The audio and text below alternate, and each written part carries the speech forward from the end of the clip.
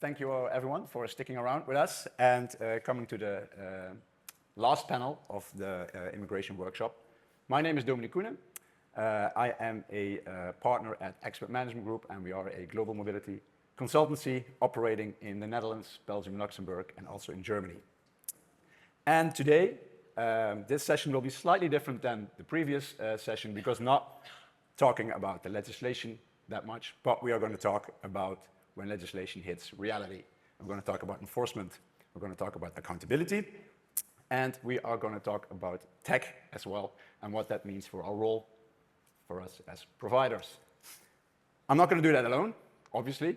I have this fantastic panel with me, and I will briefly let them introduce themselves shortly, and then we'll take this off.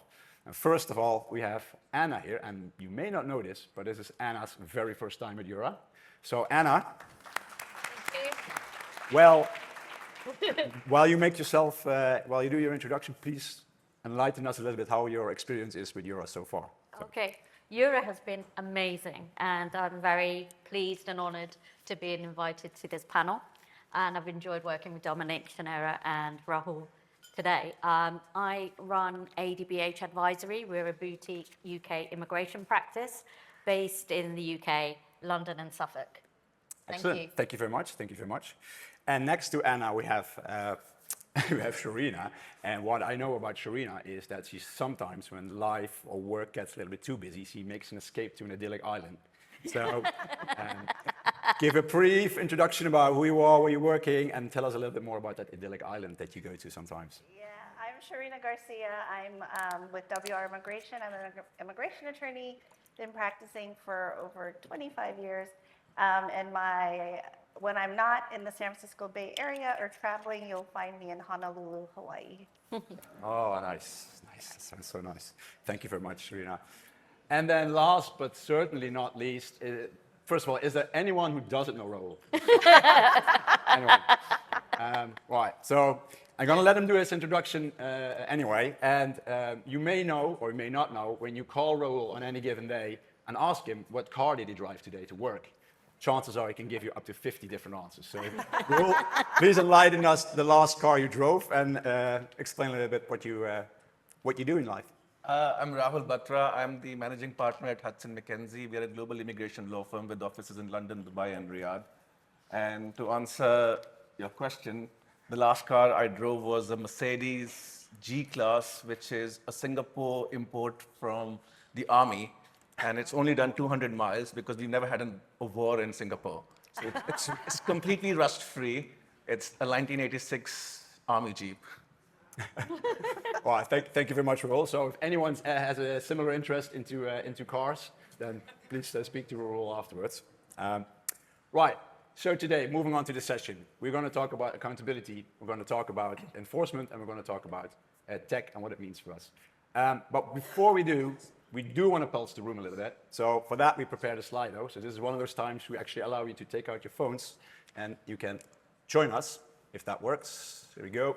And it's a question, so it might be a question that you need to write twice. So to what extent do you feel the immigration provider, that is us, is actually responsible for a client's compliance throughout the full life cycle of the employee? So not that much just on the onboarding, but also until that employee leaves the company, perhaps. So let's see how you feel about that. Give it a few seconds. I guess if I click on it, I will see the results coming in. If not, then here we go. All right. So, okay. Yeah. Oh. So, 75% says shared responsibility. Small portion says, well, all right. No one says it depends. That's funny. All right, cool. Okay, so let's do that. Let's go with shared responsibility. And then we have a second slider for you as well. So we go to the next one. Here we go. What is the biggest compliance challenge you see your clients struggling with today? I really want to get some interesting words here for you guys.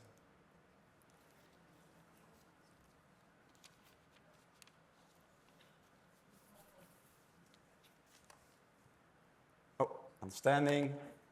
changing regulations, short-term assignments, right to work, right? Inter-EU movement, changing regulations, all right, cool. Yeah, I think that's going to be the big one. Anything out of GDPR? Is that? No? Cool. Changing regulations. Anyone want to share like an instant comment? Is that something that you feel in your jurisdiction that is, do you feel that with your clients as well? Pretty much. Yeah. Definitely for the UK. Things are changing depending on the political situation, I think, and Obviously. everything else that's happening in the world. Yeah. For us, it's in the US, it's expect the unexpected. It's very whimsical right now. We're not quite sure what's going to happen. So yeah. And from a GCC angle, especially in Saudi and UAE, things just change, and then next minute we know things have changed. So it's very last minute, and people normally don't know something is going to change. So we always have to be on our toes. Right. Thank you very much for that. So let's move into the questions. In case you haven't heard, I'm Dutch, so I have a little bit of an accent sometimes, and I like to do a few Dutch verbs in there as well, which make no sense in English. So if you hear something that doesn't make sense, it's probably just me. But considering there are a lot of Dutch persons in the audience, but also at the conference, you might learn something and you might, open a conversation later on. So let's kick things off and start with accountability, because it's something that is we think it's clearly defined in rules. However, it might get blurry when it gets into practice. For instance, in our business in the Netherlands, we see sometimes that our clients perceive immigration, especially on the onboarding scene, that it's like a tick-the-box exercise, right? Oh, it's so easy. Oh, you just fill in a few documents and just got it. And then when they actually have an inspection there coming in, then they are suddenly made aware that it's not just about just the onboarding, just getting the visa there, but just securing compliance, but it's about managing compliance throughout the whole life cycle. What did you do while that employee was there? Did you always pay the salary? Was that person always able to be at the office? Did he or she perhaps leave for a while? So you clearly see then that this accountability or the increase of responsibility it's difficult to explain as a provider sometimes. It's difficult to get your clients into that. And that brings me a little bit to the first question to you, Anna, because you've seen immigration from all sides, right? You've been at the government, you've been at the provider side, and now you're even at the client side, sorry for that. Yeah. And now, as a provider, what do you see the responsibility? Where does that begin and end in your view? And how does that dynamic play out with your clients? Dank u wel. That's the only Dutch word I know. Very good. Very good. So I would say over the last 30 years where I've been practicing, it has shifted. Before it has, as a client, you would love it to be a shared responsibility. Right. And you would love it to push towards your service providers and your actual lawyers. As a service provider, you would like to push it back to the client. And now that I am a service provider again, I would say that the UK government has actually shifted more to place the burden on the client. You have authorising officers in the UK, and we have right to work checks, which the ultimate responsibility lies with the employer. There are a lot of HR people who believe that they need to push back as well, because we have seen an increase of 38% in the last quarter of right to work non-compliance. And strangely enough, it's not the foreign migrants that have been falling into that trap. It actually has been the local ones, because the way the UK government sees it is if you're non-compliant, if you don't have a procedure where the employer takes responsibility. And that, I would say, is the key thing. The government's perception is very different from the client perception. Right. And do you think is there a mismatch? Is that improving, in terms of expectations? It's slowly improving, and education from service providers is the best way of improving it. And enforcing certain procedures and processes upon clients and impressing upon them that they are ultimately responsible. We are just enablers. We're not taking the overall responsibility, even though we may have access to the portal, etc. Right. Okay. Thank you very much for that. So I have a similar question for Rahul. And I have a little bit of a assumption that when there's more, companies have more flexibility or fewer consequences in areas perhaps where it's perhaps less defined, but in the Middle East, it's not, I always perceive it as more relaxed, but when we had the talks, it's clearly changing, right? I mean, how do clients in your region approach their responsibilities, especially with short-term travel picking up? I mean, the Middle East works very differently compared to the West. We still have PROs, and I don't know if you know what a PRO stands for. A PRO is a public relations officer, and in a layman's term, is a glorified clerk. So we still have PROs who goes to the office, get things done. You still have to get things signed by the officer. So the more relations you have with the officer, the easier it becomes for you to get things signed. So it's still, although it's trying to move towards a digitalization aspect, but I feel they are still in that phase where things don't work or the file doesn't get moved if the officer doesn't like your face. So it's very important to have a very good PRO who can get things moving very quickly. And from a compliance perspective, they don't know anything, right? The clients don't know anything when the laws are changing. So ultimately, it's the provider's responsibility. And as lawyers, we cover our back. We devise some engagement letters. We put some policies together for clients to say, please share this with your employees, because especially in Saudi, a lot of clients would just send people on business visas, because we only have two types of visas in Saudi, a long-term permit and a business visa. We also have a short-term visa in Saudi, but they have discontinued it for a lot of nationalities recently. So it's an easy way to say, let's just send it, khalas, That's what it is. So clients need to be educated and told that this is not the right way to do it, and this is probably the easiest, but just because you can do it doesn't mean you should do it. So we are educating clients a lot in those areas where, I feel that the chances of things going wrong is a lot higher. Right. And do you know if clients or prospect clients actually cut corners? And if so, what would you do with that? Well, they would cut corners, and I can't mention client names, but I have seen very large companies do that. And we always say, the ball is in your court. We have given you advice, and now what you do is up to you. And then the second day we see the person is in the Saudi on a business visa. Right. All right, okay. Let's take a different angle here. We have US sitting at the table here. I think you're involved with as well. What's going on right there? And we had some nice discussions earlier in the earlier session as well. But client expectations must be shifting, right? In the US with the Trump administration now. We've passed the first 100 days now, a little bit more. And maybe this probably be an easy question, but have you seen clients taking compliance more seriously right now, or how is it changing, perhaps? Yeah, they're calling me more. And they're actually reading my emails. Yes, they are. I think what we're finding now is that I've been nagging them for a long time about compliance, but they're actually now listening, because Immigration and Custom Enforcement is knocking down their doors. They're wanting to do worksite verification. And so now they're actually listening to us.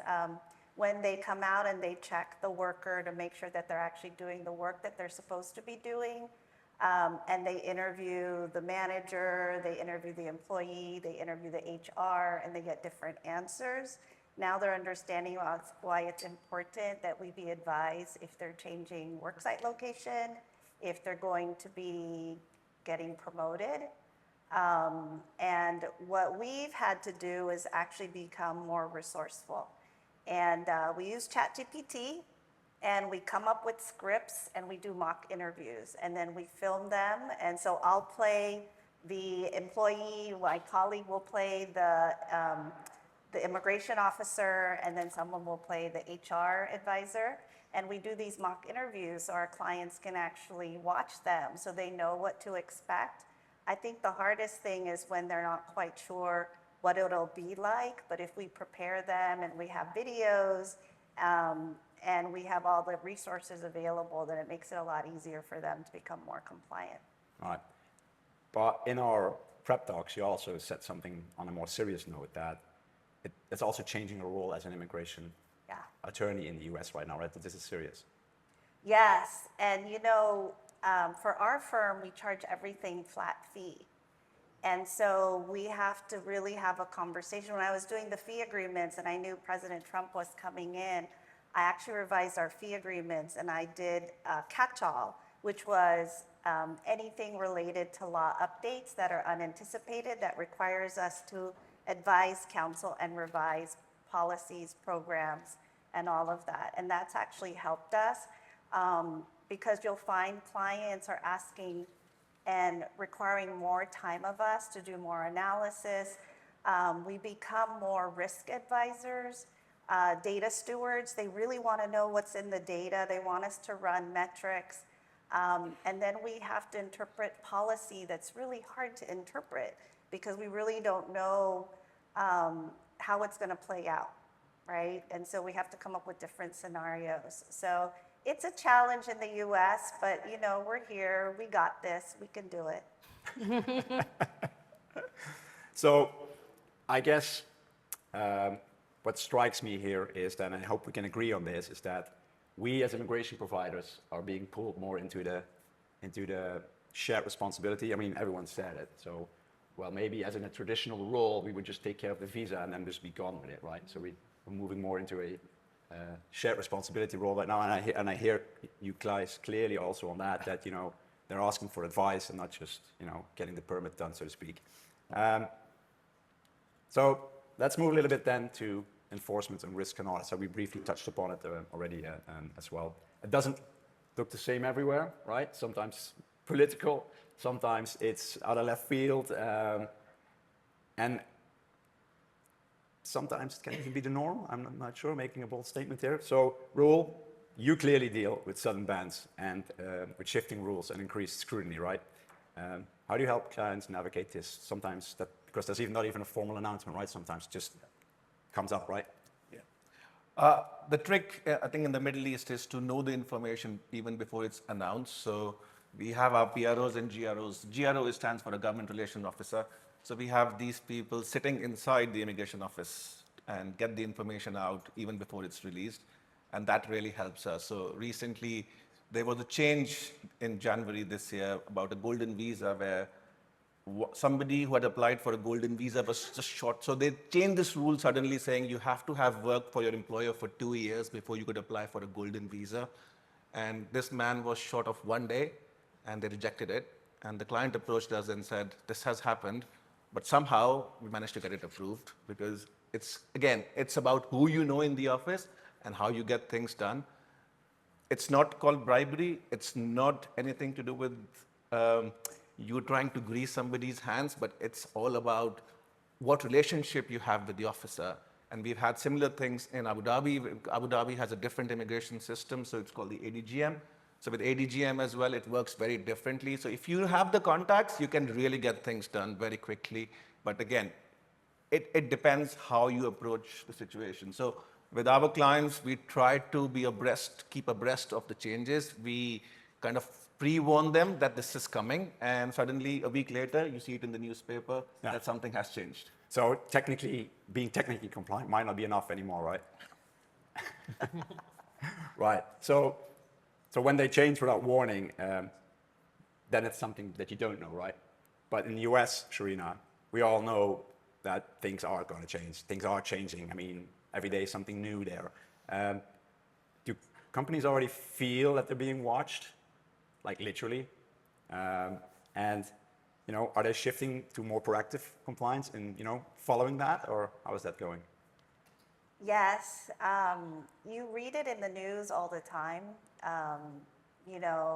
I think our companies realize that they can't be complacent anymore, that they really have to be more proactive with their immigration program, that what worked before may not work now. And what we find is that we have to, there's a lot of fear going on in the US, right? That's really the whole purpose behind what we hear in the news. And what we have to do is normalize it for our client and say, what do you have to be fearful of? You are compliant. You have all the documents that you need if an officer were to come in and ask questions. And we have to move from anxiety to assurance, saying that, okay, don't be worried. We have what we need to make sure that you're compliant and that you can meet any requirements that they ask of you, and we're here to support you. Right, that's also referring to your client-facing market audits, right? Yes. So can you, how are your clients taking that up? Is that like a thing that you would recommend to everyone, or how is that going? You know, for my clients, I'm really big on standard operating procedures. I call them SOPs. And I tell my clients that, you know, because every time it's like a crisis management, you know, this law has changed, and now we have to register anyone who turned 14. And what are we going to do? How are you going to reach out to the dependents? How are you going to tell our employees they're really worried, they're really anxious? And what I always tell my clients is it's just managing the process, right? What is the workflow? How do we change it? How do we make sure that we adapt to all the changes that are happening? And how do we make sure that we can support you and make sure you have all the documents you need?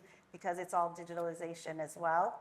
And making sure it's not sitting in the basement somewhere and they can just actually access everything that they need to access right in the minute. Right. So I think that example also shows that, you know, with a country like the US with structured systems, we thought the stress is very real and can become very real.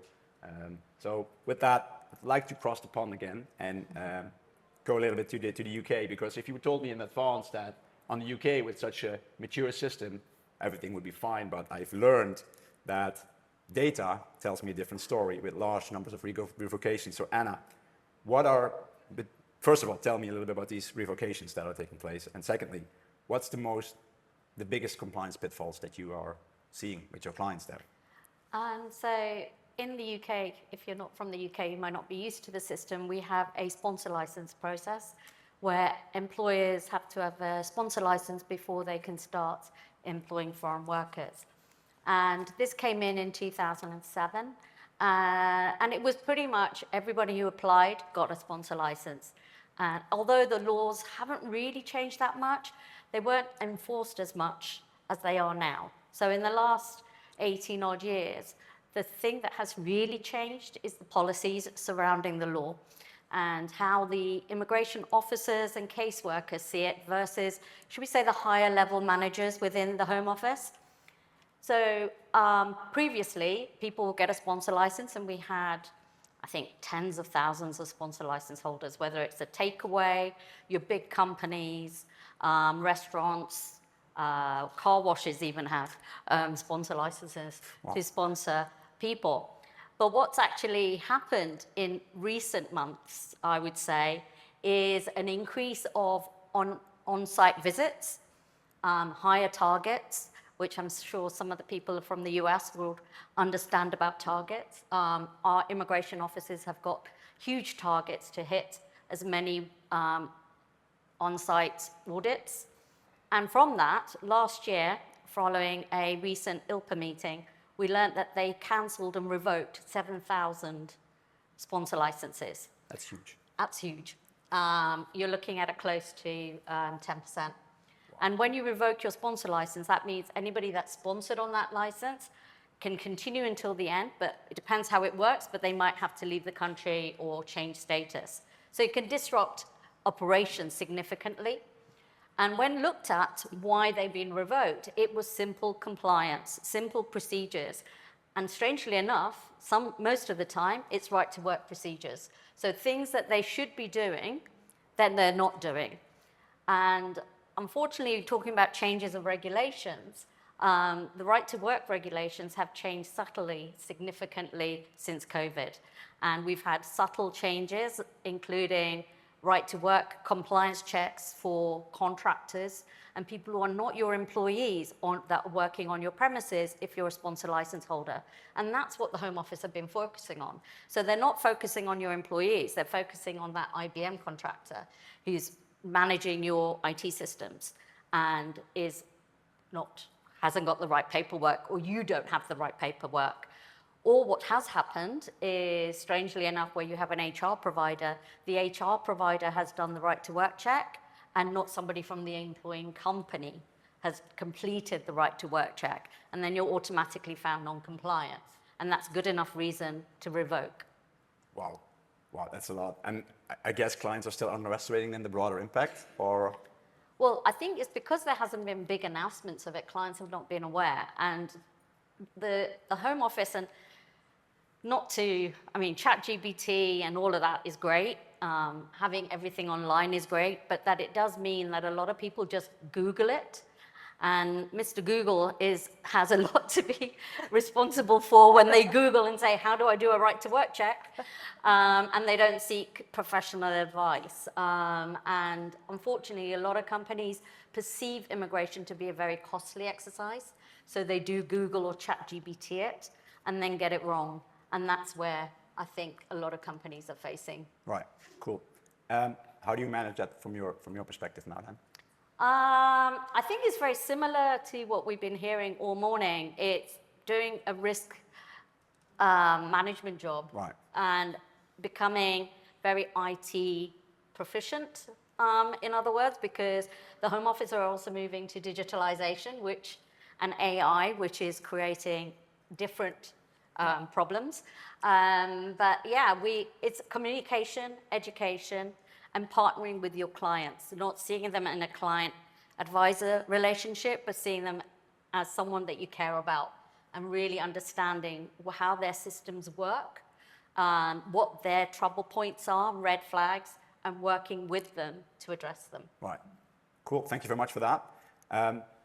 Before we actually started this panel, we were asked to also give a little bit of insight into, EU-wise. So I'm covering EU a little bit, but if we talk about enforcement and risks in the EU, it's really hard to pinpoint one thing that applies to all the EU countries, because we're all immigration experts. We know that the EU is literally a patchwork of different levels of law and regulations and enforcement.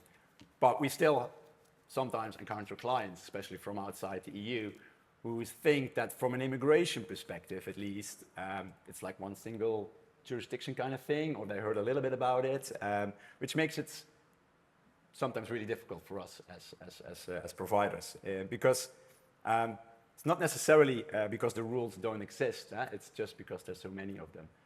For instance, if a company wants to hire an international in country A in the EU with a blue card, we just heard about the blue cards, sometimes they automatically expect that they can also work in country B or in country C, and then we have to explain, well, maybe in that country, but not in this country. And well, we may need to do a posted worker for that, or we may need to do some tax obligations there as well. So it becomes really messy for us. But in the meantime, enforcement is there, right? So we see a couple of international or EU-wide enforcement mechanisms that have been trying to be implemented at least. We talked about the ETIAS. I agree with Ben. Don't know, there you are, Ben. I don't know where it's going to go there, if it's ever going to be there. Makes it difficult, I guess. But ETIAS is clearly an attempt to get a more grip on all the travelers that are coming in, similar to the entry-exit system, which has been, I don't know, like 5 times been delayed already. So I'm not sure if it ever happens. So you might think nothing really happens or nothing will really, kick off in the EU. But that's not entirely true. So you have, for instance, the European Labour Authority, which is taking care of posted worker notifications, but also posted worker work authorizations in different countries. And that is actually one of the first institutions that allows government institutions to send out fines or to hold other companies liable in different countries. So for argument's sake, to make things easier for you guys, if I, as a Dutch company, would send my staff to Austria, for that matter, then in the traditional way, us as immigration providers, it would be the Austrian local entity that would be liable, that would take up all the documentation, that would have to make sure that the compliance is there in case of an inspection. Not with posted workers. So this EU directive is definitely something for us to consider as something new, whereby a Austrian government can now fine me, the Dutch company, if I didn't do the right notifications in there. So that is clearly a new development. But other than that, it is still especially from a cross-border perspective. You see that the countries are really protective of their own nationality, their sovereignty, right? So immigration rules. And then if you have to explain to someone outside the EU about what an EU directive is, I know anyone doesn't know what an EU directive is? How does it work? No? We're all, yeah, good. We should talk later, by the way.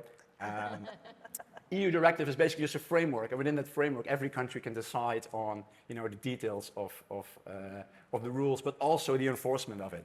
So while you can be perfectly safe with a blue card application in country A, you might need to have different requirements, different enforcement tactics in country B, which makes it really messy and complicated for us as providers, let alone for companies. Was that me?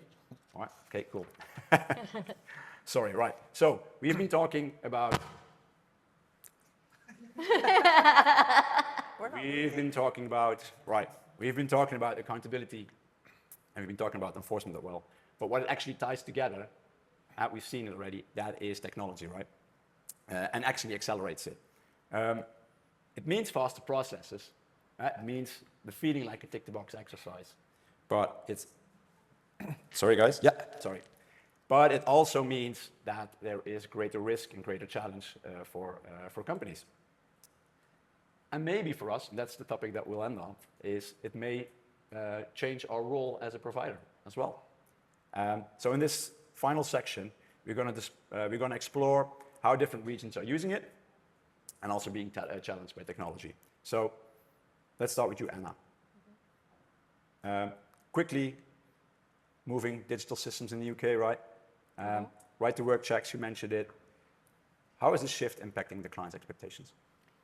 Well, I would say 50% of my time I'm an IT help desk because of digitalization. We've moved to digital biometrics, so no one has a physical card anymore.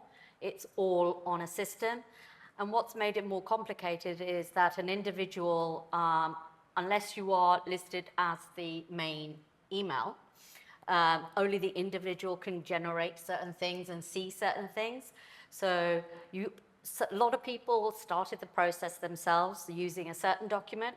They've changed the document and then they can't lose access, and we can't help, and we have to kind of guide them through that process.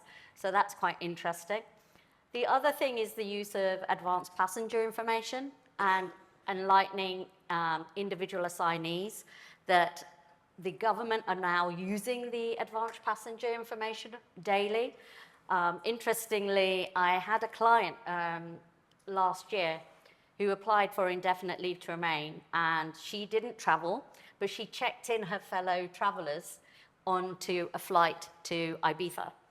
And it came to her application, and the Home Office came back and said, we consider this application withdrawn because she left to go to Ibiza on this date. And we had to get evidence that she did check in, but she didn't actually board the flight. And that's a good example how the Home Office are actually looking at advanced passenger information before they approve an application. And that is quite scary in some ways, because one thing clients are very good at doing, and I'm sure many immigration office advisors in the room would hear, is like, I know a friend who was able to do this, so surely I can do this too. You all have those friends. I love those friends. And you're having to explain that as we move into a digital environment, your footprint is also digital. And therefore, you're less likely to be able to disappear, because you put in your passport number when you book a flight or book a train. Even though we're an island, we are accessible by a train. And therefore, it is registered. It doesn't matter you don't go through passport control. It is registered. And I think that's going to be the big change. The Big Brother approach. Everybody's watching everything you do. Yeah, absolutely. And do you think then that how do I pose this? So the clients, they feel like process is easier, but do they also recognize or also feel that, you know, with easy process comes also easier enforcement? I think it's going to, at the moment, clients perceive that the whole process is very easy. They see you go online, you do everything's quite easy. What they don't appreciate is now that everything is online, there's a greater sharing of information between government departments. your tax authorities, especially in the UK, I was part of an HMRC audit where they were reviewing PAYE payments, which is your employee tax payments for a company, Indian IT company. They were reviewing them because they had seen the person had obtained skilled worker payments and changed from a per diem basis to a salary basis. But they were still claiming the per diem advantages on the tax, not realizing the two systems were aligned. And that was quite enlightening for the client as they paid out the tax fees, but it was all related to the immigration process. And they didn't see that that was coming. So I think as more and more of those incidents happens, and there's greater advertisement of these incidences, that our experience and our understanding of the systems and how they are shared will be more appreciated. All right. Really quickly on Rahul, do you feel that the same way with the shift between immigration or visas making it easier while it is easier to enforce? How do you feel about that? So before I answer your question, Dominique, I'd like to ask the audience a question. Does anyone know how many nations are there in the world? Anyone? 170, around 170? No. Where's ChatGPT? There are 193 nations in the world and 2 are observer states. The observer states are the state of Palestine and the Vatican City. As per the World Economic Forum website, 193 nations have signed up to Vision 2030. So if you want to read more about your country, just type in your country on Google and type in 2030 after that. So what Vision 2030 is all about sharing data, it's all about digitalization and everyone having a digital ID. You cannot survive in society without digital ID and you need that for your social score. So we are moving towards a social score system where if you don't have that, you cannot survive. And if you read more into it, it's all about the Sustainable Development Goals, which the World Economic Forum calls SDGs. So as part of the SDGs, AI, every country has to adopt AI, and every country has to adopt the digital immigration footprint for everyone. And to answer your question, Dominique, we are moving towards a phase in the next 5 years where countries will share data. And if you're not compliant in a particular country, you could have a black mark against you in a different country. So your data is going into a quantum computing system where you cannot avoid anything you've done. I don't know if anyone's been to Dubai recently. I know we have a lot of friends from Dubai here, but in Dubai, you can walk through the airport with your face. You don't even have to show your passport anymore. You don't have to scan your passport either. So we are moving into a system where your face is your digital ID, and you have your whole life on a. Look at India. We have friends from India. We have Aadhaar card in India. We have a national insurance system in the UK. We have our residence card in Dubai and Saudi. You cannot avoid and be not compliant and get away with it anymore. So it's more than important that anybody who's traveling, especially short-term business travelers, I always tell my clients that you have to be compliant. You can't take shortcuts, because if you're not compliant in Thailand, you could apply for a visa in UAE and you could be refused down the line because they have data on you. They have that you are not a compliant citizen anymore and you will be refused entry. It's not that you should be, you will be refused entry. Dubai and Saudi are leading the world with AI. Everything's AI driven. And I'm sure you will agree with that. In UK as well, applications are actually approved by AI. You apply for a Saudi visa, you get a visa in less than 10 minutes. A human cannot possibly approve an application in less than 10 minutes. We have had applications in UK where we have filed applications, a proper big application, we got a result in less than half an hour. So AI has come to a point where they're deciding applications, they are deciding the future of what you will do and how things will change. So just don't think that an officer sitting in a country is deciding that how the immigration system will change. There will be a generic AI across the world, a computer system which is dictating how every country will operate. So as I said earlier, it's more important than ever that everybody, and as as immigration providers, we should advise our clients that you cannot take a shortcut anymore. You cannot not be compliant in any country. Yeah, definitely talking about risks here, but you also see opportunities with this enhancement? Well, opportunities are definitely there. You have a fast-track system through the airport. It takes less time. There's less bureaucracy because an officer just can't decide subjectively why he doesn't want you in the country. Everything's objective. So I can see those successes, I can see those opportunities, but it's a double-edged sword. You have an opportunity, but at the same time, it's control. At the same time, it's about how compliant you are with the system. So if the AI decides you're not a compliant citizen, that's it. That is it. Right, right. Thank you for that, Rahul. So we are talking about technology and AI at this point. And at the same time, we as providers, we all know at least one attorney that is still using actual paperwork. Not because they have to, but because they really like to, and are like, I'm not doing more with technology than I really have to. And then there are offices or providers who do literally the opposite, right, Sharina? Because you're just not using tech, right? You guys built your own tools and infrastructure, right? So how has this helped you meet the rising demands for the compliance support? Yeah, you know, USCIS online filing is actually available for H-1B petitions. And when I talk to other practitioners and I ask them if they're using it, they say no. We use it 100% and we're finding faster results. For example, I may get an H-1B petition rejected, which is a temporary work visa, after the filing window. And if I file it online, I can get it reaccepted and then adjudicated and approved. I have filed visitor extension visas with my clients, and we get an approval in a day. And that's versus 3, 6, 9 months. And I think it's really important that you embrace the technology that's available to you, even if it's all new, it's scary, because what we find is that you actually are rewarded if you use the online filing tools of the government versus just sticking to the paper-based filings.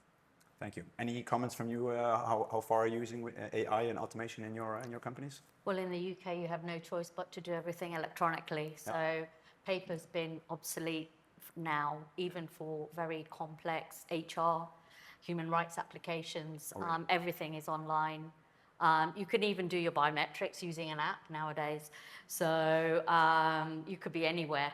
And it's scary because Home Office do look at IP addresses to see where you are, to see whether you're actually in the UK. So using VPN is not a good excuse to get around it either. So yes, the UK is totally online. How about you, Rahul? Same. In UAE and Saudi, everything's digital. You still have to apply through portals. No. So yes, there are certain steps which you have to do manually later on, but I think they're getting there. Everything will become so digitalized that they're talking about a future where you apply for a visa just taking a selfie of you, and that is it. Yeah. With your selfie, you'll get a visa, and they can decide if you get a visa or you don't get a visa because the data is already there on the systems. So in the next 5 years, we are moving towards a stage where everything's so objective with AI. Like I said, you just cannot afford to not be compliant. Right. And I think in the EU again, I mean, there's not like a common approach on automation in that respect, and every country literally goes for its own. So we have countries in there that are still using paper-based to a large extent, and then there are countries indeed that are using automated processes all the way. And I heard earlier that some people were speaking about the Netherlands about being really progressive. Well, latest news is that as of 1st of April last month, there was a huge message from the immigration authorities finally coming out that they have abolished the fax. So that was really a really big thing for us that we finally abolished fax with a little extras behind it saying, well, actually it's a transformation period, so you can still use it for 3 months. So you can still use fax machines, but and you see other countries that are really, as we say in Dutch, watching the cat out of the tree. So remember that. So really waiting it out. However, the countries that are progressing with AI and also with automation, you see, and this basically ties it back all the way to the start, is that easier processes comes with greater responsibility for the providers, and that's a job for us to educate and continue to educate them on, so that it will not be just a tick the box exercise. Because in the end, when they are enforcement takes place, they will be calling us either to help them or maybe even blame them, right? So, so you have to be mindful of that. So that basically brings us a little bit to the end, and I see something flashing there, so I don't keep too long. Thank you for that. But we started earlier anyway, so I just take the time. Our role as providers, basically. I would argue, right, and this panel has also shown that the value doesn't lie in the process anymore, but in the advisory work that goes beyond it, and in connecting the dots, right? So we would take a slider for you guys to see how you feel about it, if this works again. So what's the one thing that we as immigration providers must stop doing to stay relevant in the next 5 years, right? Because automation takes over the process. What's up for us then? What can we still do after 5 years? Keen to learn on that. And as we watch the answers come in a second, here we go. I think I have to click it right. Nobody's typing. 2 participants typing. No, don't click it. So people are typing. Please type, what do we need to stop doing in the upcoming 5 years? Stop doing it.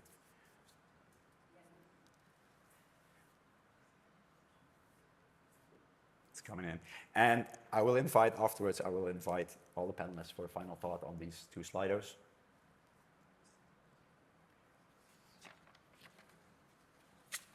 Right. Ignore tech, definitely. Yeah. Paperwork. So we don't have these old-fashioned lawyers in here? No? That still like to use paper? No? That's good. Cool. Paperwork. Right. Cool. I got another one for you guys. This is like a little bit of a... Thank you for that, everyone, just for the sake of time. What will mostly define a successful immigration provider by 2030? So, where should we focus on as an immigration provider if we want to stay meaningful, right? Not just the next 5 years, but also beyond 2030.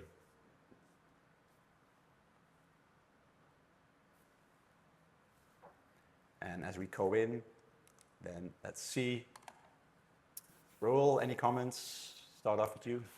I mean, this is also relevant. Whatever you've mentioned here, I don't know what the audience is going to type, but I feel all the 5 points are very relevant, and every service provider should bear these in mind, and Right. clients should bear these in mind as well, because none of them can work in isolation. No, that's absolutely true. Absolutely true. Trina, any comments from your side? I think, technology leadership, they should lean on us as well for our leadership in technology, and driving that, and then really working with them on how we can customize and be more client-centered as we provide our services. And then just being agile and versatile with them because processes are ever-changing. All right. Thank you very much. Anna, any comments from your left? The only thing I can add to that is also working with other streamlines, whether it's tax, social security, because immigration cannot work as a silo. Right. Cool. Thank you very much. I think we all know that our industry is changing. We said it at the earlier session. But again, I think we hope it made it clear as well. If we want to stay relevant, we need to be mindful and go into technology and find different ways for us as immigration providers to stay meaningful. So with that, in the Netherlands we would say the socks are off. All right, so we're done. So thank you very much for listening. And if there are any questions, feel free to drop in. Thank you very much. And I forgot the panelists. Thank you very much for the panelists. They have been wonderful. Thank you. I couldn't do it without them. There's a question there. We see a question in the middle. I can't see. can't see. No. Hi guys, I'm Marek from Consortial Legal. It's a two-part question. You kind of brushed on the topic of people who know everything and we have friends who teach us what to do. Question number one, how do you deal with an assignee who is pushing your client for a particular category of visa because his friends and their forefathers did the same thing? And the second part of the question is, if you outline your compliance for a particular country to your client, so you outline everything, and they want to push back on a category of visa because, well, it's easier, less paperwork, people don't seem to understand that it's the activities you do in the country that determines your visa as opposed to how long you are there. How do you deal with that when you've done your part as a service provider? Any takers? Go on then. Go, Rahul. No, I just like to add there that as advisors, we are not to be policing clients. We are not supposed to be a detective and going after them. So as long as you've covered your back, you've put in black and white saying, this is the guidance, this is the rule, follow it. And again, what they do, and if they want to listen to their friends, it's up to them. Because as long as we have covered our back from an insurance perspective, because all of us have professional indemnity insurance. So if things go wrong, the insurance company would want to see that, did you give the right advice or not? So that's it. Now, what they do after that is not your problem and not my problem. I always say, well, I have a friend who, and then this is what happened to them, because I always have a counter story to whatever they tell me was successful. So I think just to add to both of those, I think it's also important that as immigration advisors, we get involved with their policies and strategy and ensure that the HR feels that they're supported by us, which is very important, especially when the assignee is pushing, and just reflect that, you're there to establish a policy and you don't want to create a precedent. You don't want that to be the focus. And also remind them that you are acting for the company, not the assignee. So when they push back individually to you, you can just say, look, that you need to highlight that with HR. It's not for me to get involved with. Basically saying, pushing back a bit, but also enabling the HR with really effective and proactive policies so that they are very clear on what they can do. And definitely, there's always a counter, my friend. Yeah, and I think also that underscores that it's so important to build that trust relationship with your clients, right? There's so much information all over there, and everyone can find their own information about immigration rules. So you always have that friend that did it differently or had like a different thing. So if you build on your partnership, so that the client actually trusts your advice, then you will not have too many of these arguments. So we would just simply say, well, yeah, but we strongly advise you to go for this category or for this route, and then it should be okay. If you have this constantly with your client, you might want to think also about your partnership on, if you don't trust us, what's the value of us then, right? but I also think that if they're going to choose to make that decision, you still have to catch them when they fall, right? yeah. So you still have to be ready to help them when they make that. Just double the fees, right? Yeah. Yeah, just charge them. Just charge. Be a good Just cost mom. them double. Charge more. Yeah, be a good mom. My question is regarding compliance, who's responsible for the compliance of the client? My answer is it depends, and it depends on the type of agreement, because we have certain clients that we have with them a retainer where we control the portals. Then we have full visibility, we manage the portals. But when it's client coming in on an ad hoc basis, then we cannot be responsible because somebody from their office can enter their portal, do some mistake, and then it's not even shared, it's their responsibility. So when we do retainer, we take full responsibility. When our team is the only people having access to that system. So how does it work with your clients with different agreements? They share the responsibility, or it depends on the agreement, similar to mine? So in the UK, even though a legal representative could have access to the portal, it's a legal requirement for the employer to have an employee having access to the portal.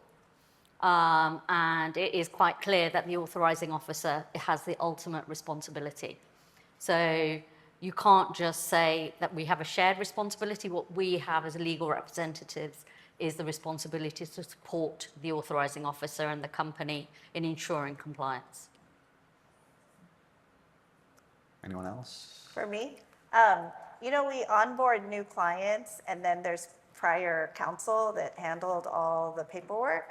And what I've typically found is their expectation is for us to clean house and to really review everything and audit everything.